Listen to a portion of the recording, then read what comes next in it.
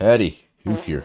Today I'd like to talk about gaming's worst kept secret, and that would be Elder Scrolls Oblivion Remastered. Now, if you haven't heard about this, or you have and you just like talking about it, you better buckle up now because we're about to get into things. So, the Elder Scrolls 4 Oblivion Remastered. You might already be aware it was released today. What's interesting about this is that it was a shadow drop, which means, there was not really any build up to this except for the fact that it came out of nowhere. In its own way, it can be pretty exciting. I kind of like that type of release, but building up hype has its own merits as well. So, as of today, or earlier today, it's been released on the Xbox, PlayStation, and PC. It costs $50, which, after all the Nintendo pricing debauchery, I'm not super upset about a $50 price tag. It's still a lot of money, but I'd rather pay that than $80. Now, apparently, it's being branded as a remaster, so it's got a lot of improved visuals. Apparently, some systems were reworked or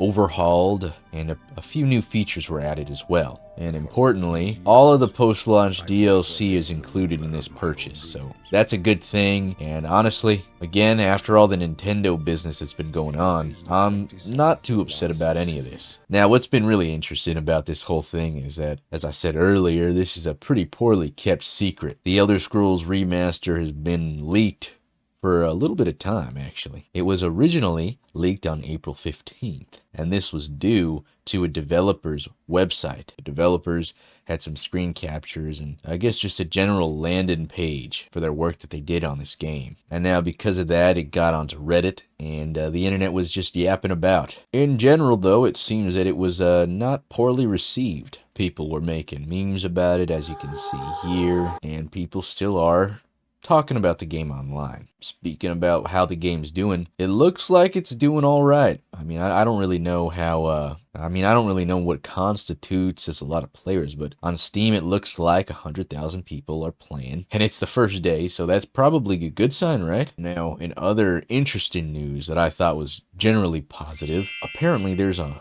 mod-making group or studio or something like that, and Bethesda has gifted them this new game to all of the team. They got a bunch of keys, which I thought was pretty neat. And as you would imagine, people are responding to that news pretty positively. And as they should. I think that's pretty nice of them to do something like that. They are recognizing people in the community who are, helping them, making things better for them. And that's always a good thing. And last thing I wanted to talk about was some of the neat little character models that are appearing online. It's a bit funny, actually. Here are some of the little weird creations that have been popping up online. We have this guy here. I think this is a German creation here. Very interesting. We also have whatever this lovely little creature is. I'm not gonna lie, I'm a bit interested and kind of surprised that you could make something this intricate, is how I'll say it. And we got another weirdo here. Look at that guy, the little mohawk and whatnot. So yeah, well, actually there is one more thing I did want to talk about.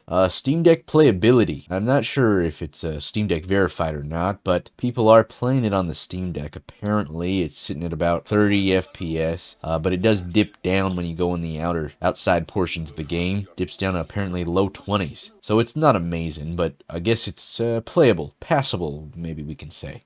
Which is important to me. I'm a big Steam Deck fan, and so I will probably, if I do get the game, I'll probably try to play it on Steam Deck at least. But what about you all? Let me know what you think. Should I buy this game, and do you plan on buying it yourself? Thank you all for watching. Goodbye.